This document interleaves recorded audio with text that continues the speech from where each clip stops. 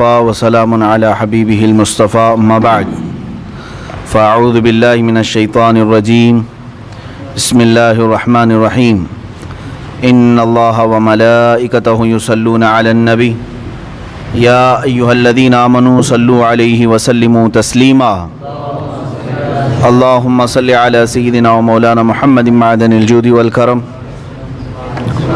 وآلہ واصحابہ الکرام وابنہ الکریم وبارک وسلم صلاۃ دائمۃ سرمدا ابدا۔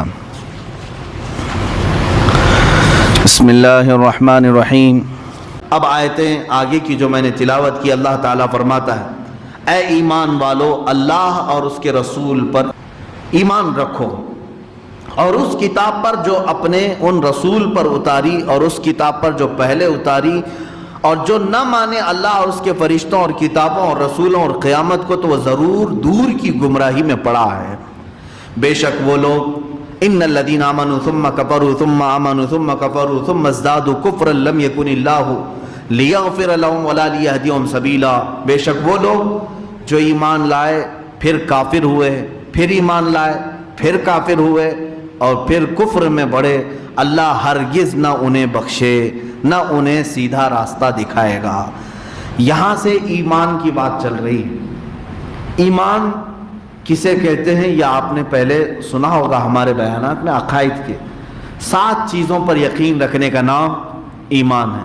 اللہ پر، اس کے فرشتوں پر، اس کی کتابوں پر، اس کے رسولوں پر، قیامت کے دن پر اور تقدیر پر، پھر مرنے کے بعد دوبارہ قیامت کے دن اٹھائے جانے پر، زندہ ہونے پر۔ یہ 7 چیزوں پر یقین رکھنے کا نام کیا ہے؟ ایمان ہے۔ اسی کو ہم پڑھتے بھی ہیں نا، آمنت باللہ وملائکتہ وکتبہ ورسلہ والیوم الآخر والقدر خیرہ وشرہ من اللہ تعالی والبعث بعد الموت۔ اسی کو ایمان کہتے ہیں۔ 7 چیزیں آپ کے دل میں ہونی چاہیے۔ اللہ ہے کہ نہیں ہے؟ ایمان ہے آپ کا سب کا؟ ایمان ٹرسٹ کو کہتے ہیں، یقین۔ اس کے بعد فرشتے، بعض لوگ فرشتوں کا انکار کرتے ہیں، فرشتے کوئی چیز ہی نہیں ہے۔ جیسے نیچری ایک فرقہ ہے، نیچری مطلب وہ صرف نیچر کو مانتے ہیں، جو دکھ رہا ہے بس اتنا ہی ہے، جو نہیں ہے اس کو مانو ہی مت۔ جنت نہیں ہے، دوزخ نہیں ہے، فرشتے نہیں ہے، جنات نہیں ہے، جو نہیں دکھ رہا وہ کچھ مت مانو۔ یہ نیچری لوگ ہیں، ان کو ایک گھونسا مارنا چاہیے، اس لیے کہ بعد میں اگر وہ کہے بہت درد ہو رہا ہے تو آپ کہیں مانو مت، اس لیے کہ درد بھی دکھتا نہیں ہے۔ کہاں ہے؟ بہت ساری چیزیں ایسی ہیں۔ بہرحال اللہ پر اور اس کے بعد فرشتوں پر ایمان لانا ہے۔ نیچری لوگوں کا کہنا ہے نیکی کی قوت کا نام فرشتہ ہے، برائی کی قوت کا نام شیطان ہے۔ وہ کہتے ہیں ریئل میں کوئی فرشتہ بھی نہیں، ریئل میں کوئی شیطان بھی نہیں، وہ مانتے نہیں ہیں۔ نیچری ایک فرقہ ہے۔ اس کے بعد ہے اللہ کی کتابوں پر ایمان رکھنا۔ وہ تقریباً 104 کتابیں اللہ تعالیٰ نے نازل فرمائی اپنی نبیوں پر، چھوٹی بڑی سب ملا کر، ان سب پر ہمارا ایمان ہے۔ لیکن وہ ساری کتابیں جو پہلے کے نبیوں پر اتاری گئی اب صحیح حالت میں کوئی بھی باقی نہیں ہے سوائے قرآن مقدس کے۔ ایمان ہمارا زبور پر بھی ہے، انجیل پر بھی ہے، تورات پر بھی ہے کہ اتری تھی نبیوں پر، ہم مانتے ہیں ان کتابوں، لیکن وہ اپنی اصلی شکل میں آج باقی نہیں ہے۔ آج تک اگر محفوظ کوئی کتاب ہے تو وہ کتاب اللہ قرآن مقدس ہے، یہ اللہ کی کتاب، اس پر ایمان ہو۔ رسولوں پر یہ بڑی ڈیٹیل میں جائے گی بحث۔ اللہ کے رسول 1,24,000 یا کم و بیش جتنے بھی دنیا میں آئے نبی اور رسول، سب پر ہمارا یقین ہونا چاہیے۔ کس بات کا یقین؟ یہ رسول اللہ تعالیٰ کی طرف سے بھیجے ہوئے انسانوں میں سے ہی انسانوں کی ہدایت کے لیے، ان سے کوئی غلطی کوتاہی یا گناہ نہیں ہوتا، وہ معصوم ہوتے ہیں، یہ ہمارا عقیدہ ہے۔ پھر قیامت کے دن پر بھی آپ کو ایمان رکھنا ہوگا۔ اگر کوئی یہ کہتا ہے ارے جو کچھ کرنا یہیں کھاؤ سب عیش کرو کچھ نہیں ہونے والا ہے، تو وہ کافر ہو جائے گا۔ قیامت کا ایک دن آنے والا ہے جب سارے انسانوں کو اللہ تعالیٰ جمع فرمائے گا اور حساب ہوگا سب کا۔ جس کی نیکیاں بھاری ہوں اسے جنت ہے، جس کی بدیاں بھاری ہوں اسے دوزخ ہے۔ یہ عقیدہ ہے ہمارا۔ بات صحیح ہے. مجھے یہاں پر قیامت کے متعلق بات آئی ہے تو میں ایک کہتا ہوں، اس کے بعد تقدیر کی بات آتی ہے. میں بھی قیامت پر آتا ہوں. تقدیر ایک چیز ہے، تقدیر اس مسئلے میں زیادہ نہ پڑھیں تو اچھا ہے. تقدیر کیا ہے؟ ہماری زندگی میں جو کچھ بھی ہو رہا ہے وہ سب اللہ کی مرضی سے ہے، سب لکھا جا چکا ہے. جو کچھ بھی ہو رہا ہے وہ سب لکھا جا چکا ہے. اب میں یہ بات کہوں گا تو جھٹ سے شیطان سوال ڈالے گا تمہارے دماغ. سب لکھا گیا ہے تو پھر محنت کرنے کی ضرورت کیا ہے؟ گھر میں بیٹھتے ہیں، کھانا لکھا ہے تو آئے گا، جائیداد لکھی ہے تو آ جائے گی. یہ سب دوڑ بھاگ کیا کرنے؟ اس کا نام تقدیر نہیں ہے. ایک بزرگ کے پاس ان کے مرید آئے اور کہا کہ حضرت تقدیر حق ہے؟ کہا ہاں حق ہے. انہوں نے فرمایا میرا بھائی بیمار ہے، میں سوچ رہا ہوں اب اس کو کسی ڈاکٹر کے پاس نہ لے جاؤں. تقدیر میں اگر لکھا ہے مرنا تو مرے گا گھر میں ہی، اس کا علاج کیوں کراؤں؟ مجھے ایسا لگتا ہے تقدیر میں اگر لکھا گیا ہے تو میرے گھر میں ہی رہے. اس بزرگ نے اس کا بہترین جواب فرمایا، میاں یہ کیوں نہیں سوچتا کہ اللہ نے یہ بھی تقدیر میں لکھا ہوگا کہ تو ڈاکٹر کے پاس لے کر جائے گا تو شفا ملے گی؟ یہ بھی تو لکھا ہوگا اللہ تعالیٰ، تو لے جا، تقدیر کے حساب سے ہی ہوگا. یہ میرے عزیزو، تقدیر کی بحثوں میں نہ پڑھنا مسلمان کے لیے بہتر ہے، شیطان گمراہ کر دیتا. یہاں پر بہت سارے فرقے بنے ہیں، معتزلہ، مرجیہ، قدریہ، جبریہ، یہ تقدیر کے بارے میں بحث کر کر کے فرقے بنے ہیں. ایک فرقہ کہتا ہے کہ ہم مجبور ہیں، کچھ نہیں کر سکتے، سب اللہ لکھ چکا ہے، سب اللہ لکھ چکا ہے، ہم مجبور ہیں، کچھ نہیں کر سکتے. اور ایک فرقہ کہتا ہے کہ نہیں، ہم ہی مالک و مختار ہیں، اللہ کچھ نہیں کرتا، ہم جو کرتے ہیں وہی اللہ مانتا ہے. دونوں بھی گمراہ ہیں. اہل سنت و جماعت کا کیا عقیدہ ہے؟ ہم نہ مجبور ہیں اور نہ ہم اپنے افعال کے خالق ہیں، یعنی ہم خود ہی خالق ہیں اللہ کے چاہے بغیر. ایسا نہیں. دیکھو درمیانی راستہ یہ ہے تقدیر کے متعلق. ہم جو کچھ بھی کرنے والے تھے دنیا میں اللہ نے اپنے علم سے وہ پہلے ہی لکھ دیا ہے. ہم جو کرنے والے تھے وہ اللہ نے پہلے سے لکھ دیا ہے اور وہ اپنے علم سے لکھا ہے. اب یہاں ہم جو کر رہے ہیں دنیا میں وہ تقدیر میں جو لکھا ہے اس کی مجبوری میں نہیں کر رہے. بعض لوگ کہتے ہیں نا گناہ ہو جانے کے بعد ارے میاں کیا کروں، پہلے سے تقدیر میں تھا، ہو گیا. اور نیکی ہو جائے تو بڑی محنت سے میں نے نیکی کی. ایسا نہیں ہے. تم جو کچھ بھی کرنے والے تھے اللہ نے لکھ دیا. اللہ کے لکھنے سے تم کرنے پر مجبور نہیں ہوئے. پھر اگر میں ڈیپ میں جاؤں تو اور ذہن میں وسوسے آئیں گے، اس لیے اس باب کو یہیں بند کرو. جب میرے آقا صلی اللہ علیہ وسلم نے صحابہ کو منع کر دیا کہ تقدیر کے بارے میں زیادہ بحث نہ کرو تو ہم کس کھیت کی مولی ہیں؟ وہ صحابہ کو حضور نے منع فرمایا. آخری چیز ہے ایمان کا حصہ، مرنے کے بعد دوبارہ زندہ ہونے پر یقین رکھیں. مرنے کے بعد دوبارہ زندہ، آج مرے کل اٹھیں گے، یہ نہیں. جیسے ہندوؤں کا عقیدہ پرن جنم کا، 7 جنم ہوں گے میاں.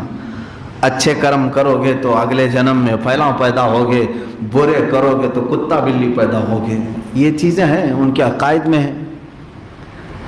یہ پرن جنم نہیں ہے. میں جو بات کر رہا ہوں مرنے کے بعد دوبارہ زندہ ہونے والی بات ہمارے دین میں بھی ہے، لیکن کب؟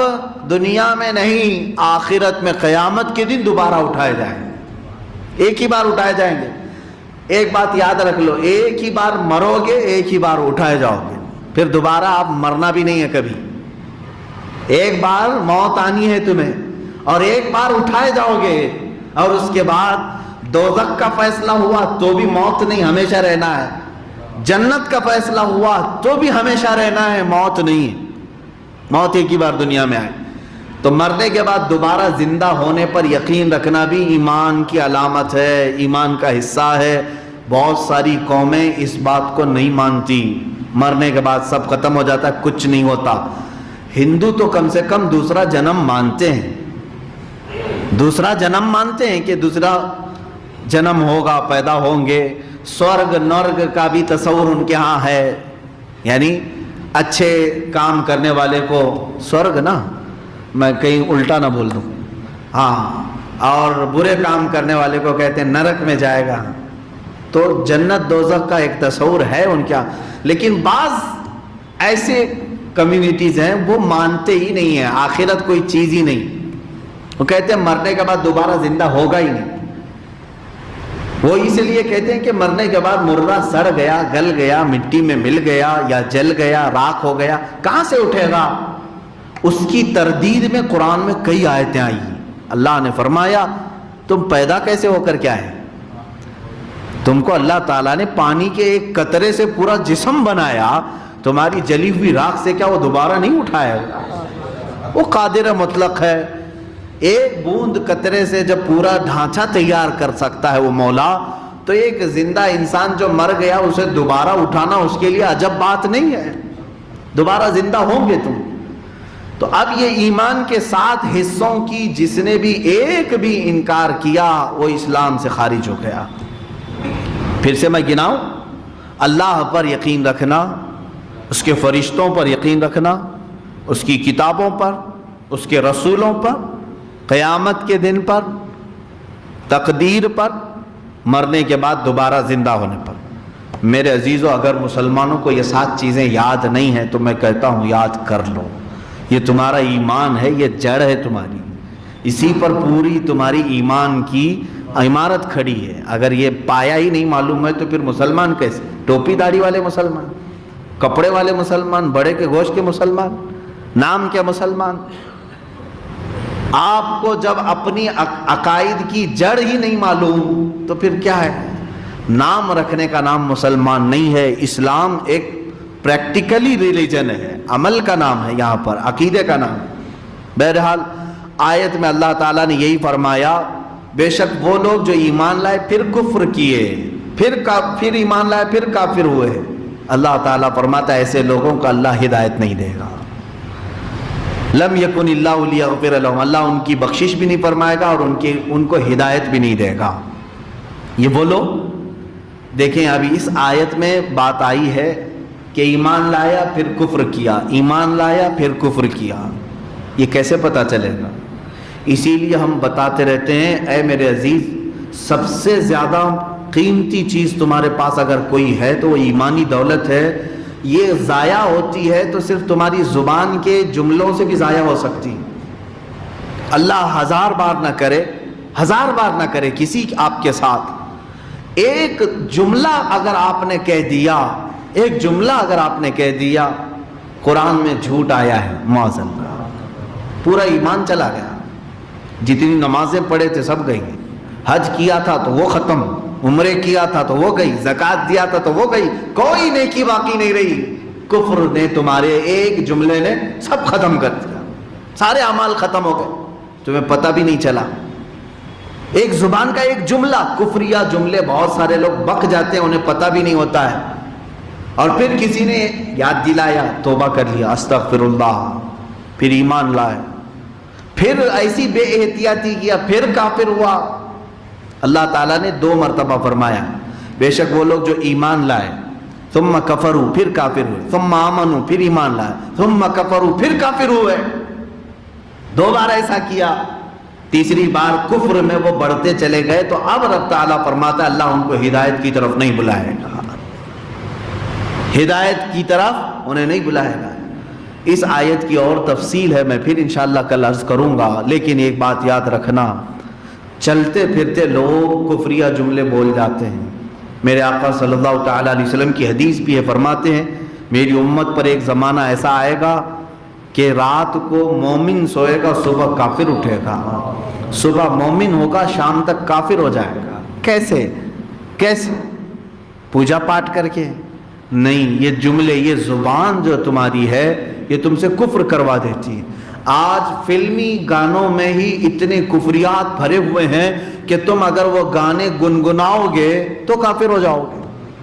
سارے گانوں کی بات نہیں کر رہا ہوں، کچھ گانے ایسے ہیں جس میں کفریہ کلمات ہیں، کفریہ کلمات ہیں، یعنی اپنے محبوب کو خدا بنا کر کے پیش کر دینا کہ تمہارے سامنے میں سجدہ کروں گا، اس طرح کے کچھ الفاظ ہیں. پوری کتاب ہے، حضرت مفتی نظام الدین صاحب قبلہ کی پوری کتاب ہے فلمی گانوں میں موجود کفریات کے متعلق، اور اس کو ہمارا نوجوان آج سنتا بھی ہے، کہتا بھی ہے، اسے معلوم نہیں۔ ایک ایگزامپل، خدا بھی جب دیکھتا ہوگا، اس طرح کا کوئی جملہ یاد نہیں ہے مجھے، سوچتا ہوگا کہ تجھے کس نے بنایا ہوگا، ایسے کچھ جملے گانوں کے۔ معاذ اللہ رب العالمین، جس نے یہ کہا اس نے کفر کیا۔ اللہ کی تخلیق کے علاوہ کوئی اور خالق ہو سکتا ہے؟ یہ تمام جملے، اور قدرت نے بنایا ہوگا، جملے یاد نہیں آ رہے ہیں۔ بہرحال اس میں موجود اپنے محبوب کو گانوں میں اس طرح کا پیش کرنا کہ خدائی درجہ دے دینا یا اللہ کی شان میں توہین ہو جانا، یہ وہ ہیں جو آج ہندوستانی گانوں میں بھی کفریات موجود ہیں۔ اس لیے ہم اپنے نوجوانوں سے کہتے ہیں کہ میرے عزیز، یہ شہادت گاہ الفت میں ہے قدم رکھنا، لوگ آسان سمجھتے ہیں مسلمان ہونا۔ تم ایمان تو لائے ہو، آج نمازیں پڑھ رہے ہو، کہیں ایسا نہ ہو کہ یہ ایمان کی دولت تمہاری ختم ہو جائے، کافر بن گئے، پھر ایمان لائے پھر کافر ہو گئے، پھر ایمان لائے پھر کافر ہو گئے۔ اگر یہ کھیل چلتا رہا تو رب تعالیٰ فرماتا ہے اللہ اسے ہدایت ہی نہیں دے، اللہ اس کی بخشش نہ فرمائے۔ یہ آیتیں بتا رہی ہیں، اس لیے ایسی چیزوں سے پرہیز کرو جہاں ہلکا شبہ بھی آپ کو لگتا ہے کہ میرے رب کی شان میں توہین ہو سکتی ہے، رسول کریم صلی اللہ علیہ وسلم کی، یا اسلام کا مذاق ہو گیا یا قرآن کا مذاق ہوا، آدمی دائرہ اسلام سے خارج ہو گیا۔ ان تمام چیزوں کو محفوظ رکھنا چاہیے۔ اللہ تعالیٰ نے فرمایا اس کے بعد کی آیتیں، بشر المنافقین بان لهم عذابا الیما۔ اب یہاں سے منافقین کی بات چل رہی ہے تقریباً ایک صفحے تک، یعنی آیت نمبر 138 سے لے کر 148 تک، 147 تک، تقریباً 10 یا 9 آیتیں، پورا ایک صفحہ قرآن پاک کا اللہ تعالیٰ نے یہ منافقین کے متعلق بیان فرمایا، اور یہ صفات سب آپ کو پتہ چلیں گی۔ کل میں عرض کروں گا اگر زندگی باقی رہی منافقین کون ہیں، شاید ابھی 1-2 جمعہ قبل میں نے اس پر بیان بھی کیا، لیکن اب یہ تفسیر ہے، ڈیٹیل ہر آیت تمہیں بتائے گی کہ منافق کون ہے۔ کہیں ایسا تو نہیں کہ ہمارے اندر منافقت آ گئی ہو، یہ ڈھونڈنے کی ضرورت ہے، کیونکہ نفاق کی 2 صورتیں بتائی گئی، ایک نفاق عملی ہے، ایک نفاق اعتقادی ہے۔ عقیدے میں ایک منافق کیسا؟ کہتا تو ہے میں مسلمان ہوں، لیکن دل میں اللہ کی دشمنی پالتا ہے، رسول کی بغض و عداوت رکھتا ہے، اس کو کہتے ہیں نفاق اعتقادی، عقیدے کا منافق ہے۔ کس کا ہے؟ عقیدے کا منافق ہے، یہ تو کافر سے بھی گیا گزرا ہے، دل کے اندر دشمنی ہے اسلام کی، لیکن اوپر چہرہ سب کیا ہے؟ مسلمانوں کا رکھا ہے۔ یہ منافق اعتقادی ہے۔ ایک ہوتا ہے نفاق عملی، اللہ اکبر، یہ بہتوں میں آ جاتا ہے۔ یہ کیسے؟ کہتا ہے میں اللہ کو ایک مانتا ہوں لیکن اس کی نمازیں نہیں پڑھتا، عمل کا منافق ہے۔ رب تبارک و تعالیٰ کو احکم الحاکمین مانتا ہے لیکن فیصلے غیروں سے کرتا ہے، قرآن کو فیصل نہیں بناتا، قرآن کے فیصلے نہیں مانتا، یہ نفاق عملی ہے۔ اس انکار کر دے گا تو کافر ہو جائے گا، لیکن کرتا نہیں، عمل نہیں کرتا، تو یہ نفاق عملی ہے۔ بہت سارے لوگوں کے اندر یہ نفاق آ چکا ہے، عمل کا نفاق۔ میرے عزیزو، اب بھی اگر ہم سے ایسے گناہ ہوئے ہیں تو جلدی سے توبہ کرنا چاہیے۔ نفاق عملی کی توبہ قبول ہے، اللہ معاف کرے گا، اور قیامت کے دن سزا بھی اگر دے دی گئی تو پھر دوزخ میں بھی ڈال دیا گیا نفاق عملی والے کو، لیکن جنت اسے ملے گی۔ لیکن عقیدے کا جو منافق ہے اس کی بخشش نہیں ہے، اس کے لیے تو اللہ فرما رہا ہے بشر المنافقین بان لهم عذابا الیما۔ اے حبیب خوشخبری دو، بشارت دے دو منافقوں کو کہ ان کے لیے اللہ نے دردناک عذاب رکھا ہے۔ منافقین کو اللہ فرما رہا ہے بشارت دے دو ان کو کہ ان کے لیے دردناک عذاب ہے۔ یہ کون سے منافق؟ یہ عملی منافق نہیں، عقیدے کے جو منافق ہیں، یعنی چہرہ اسلامی ہے لیکن اندر سے دل کے اندر اسلامی بغض ہے، عداوت ہے، دشمنی ہے، اس کے لیے یہ اللہ نے بشارت دی کہ اس کے لیے دوزخ ہے۔ اللہ تبارک و تعالیٰ نفاق عملی سے بھی ہمیں بچائے اور نفاق اعتقادی سے بھی ہماری حفاظت فرمائے. کہنے سننے سے زیادہ مولا عمل کی توفیق عطا فرمائے. وآخر دعوانا ان الحمد للہ رب العالمین.